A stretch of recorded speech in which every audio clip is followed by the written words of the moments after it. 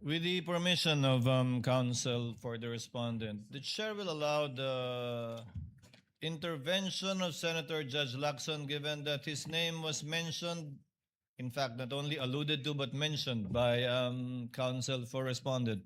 Senator Lacson is recognized to give a manifestation. Thank you for allowing me to interject.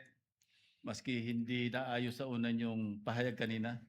Kasi ang worry ko, pag inupuraw ako doon, interpolate ako ni Senator Lapid. So, having said that, anyway, levity aside, Mr. Presiding Officer, basahin ko lang yung portion ng committee report kasi I chaired the Committee on Public Order when we investigated the EJK. And indeed, I will confirm that Arturo Las Cañas retracted and changed his testimony. No? After several hearings, nag-retract siya. But hindi po ako nag-file ng perjury. Gusto ko lang i-correct yun. Ang recommendation po sa Roman numeral number 6, recommendations, part po ito ng committee report. Ano?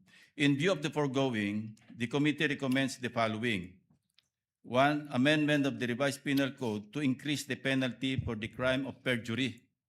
Yun po yung context na dahil committee report ito, nagre-recommend ako na i-amend yung revised penal code, particularly sa krimen ng perjury. Pero gusto ko lang i-correct na hindi ako nag-file ng perjury. Thank you. The manifestation is noted. Counsel for the respondent may proceed.